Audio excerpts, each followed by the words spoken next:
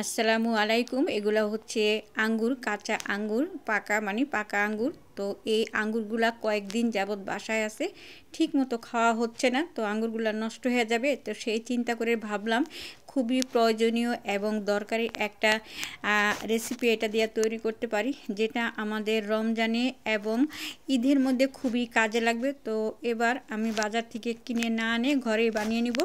তো সেটাই আপনাদের সাথে এখন শেয়ার করতেছি যে আমি এটা দিয়ে কী বানাবো। তো এটা যেহেতু বাজার থেকে কিনা, সেই জন্য এটাকে ভালো মতো ওয়াশ করে নিতে হবে ঠান্ডা নর্মাল পানি দিয়ে। তো দেখেন আমি এটার মধ্যে পানি ঢেলে দিচ্ছি এবং এটাকে কয়েকবার ভালো মতো ধুয়ে নিচ্ছি। যেহেতু এটা বাজার থেকে কিনা, দেখতে যতই সুন্দর হোক এটার গায়ে কিন্তু অবশ্যই ময়লা আছে, ধুলাবালি আছে, সেই জন্য ধুয়ে নিতে হবে। তো দেখেন আমি যেইভাবে ধুয়ে নিচ্ছি, হালকাভাবে একটু ধুয়ে নিতে হবে। তো এমনভাবে ধুতে হবে যেন এগুলা আবার গলে না যায়, সেই জন্য সেই দিকেও খেয়াল রাখতে হবে। তো আমার আঙ্গুরগুলো ধোয়া হয়ে গেছে। তো দেখেন আমি পানি ঝরিয়ে নিচ্ছি সুন্দর করে। তো আমার ভিডিও ফলো করে যদি আপনারা বানান, তাহলে আর এই রমজানে এবং ঈদের সময় আপনাদেরকে কিশমিশ বাহির থেকে কিনে নিয়ে আসতে হবে না, ঘরেই বানিয়ে নিতে পারবেন। তো দেখেন আমি হাঁড়িতে পানি দিয়ে দিচ্ছি এবং পানিটা গট গট করে ফুটতেছে। তো এখন এই ফুটানো পানির উপরে আমি একটা চালন দিয়ে দিচ্ছি। তো এখন আমি এই চালনের উপরে দিয়ে দিব যে ধুয়ে রাখা আঙ্গুরগুলা ছিল, সেই আঙ্গুরগুলা।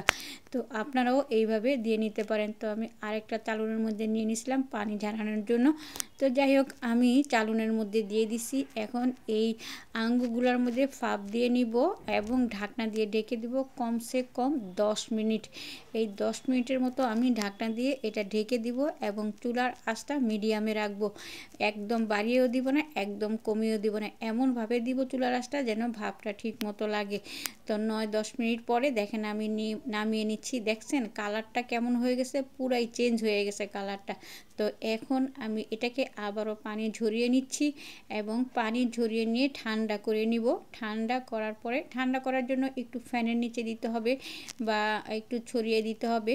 তো আসল কথা হচ্ছে এই আঙ্গুর বানানোর জন্য সবচেয়ে বড় এবং গুরুত্বপূর্ণ টিপস হচ্ছে, আপনি যদি সেই টিপসটা ফলো করেন, তাহলে আপনার আঙ্গুরগুলা ঠিক আমার মতোই হবে। তো দেখেন ঠান্ডা করার পরে একটা সুতি কাপড়ের মধ্যে আমি এরকম দূরত্ব বজায় রেখে রেখে আঙ্গুরগুলাকে শুকাতে দিচ্ছি।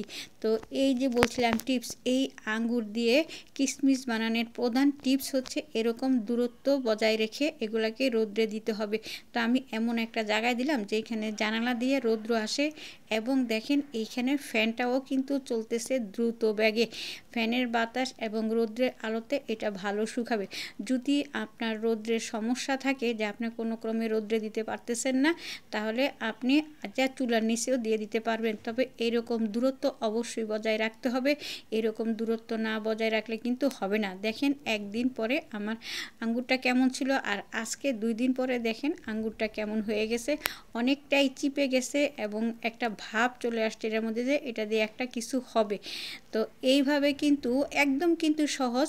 এখন আমি এই কাপড় থেকে এরকম একটা ডিশের মধ্যে উঠিয়ে নিব এবং সেই ডিশের মধ্যে একটা কাগজ দিয়ে দিব, ফ্রেশ কাগজ দিয়ে দিব এবং ওইভাবেই দিব। তো আজকে 3য় দিন দেখেন কি সুন্দর হয়ে গেছে আমার কিশমিশগুলা।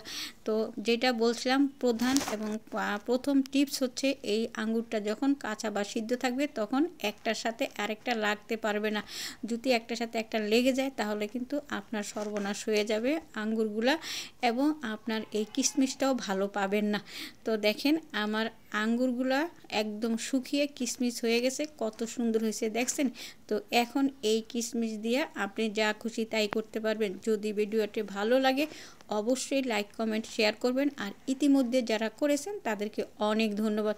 তো আজকে 4র্থ দিনেই আমার কিশমিশ 100% হয়ে গেছে। আল্লাহ হাফেজ।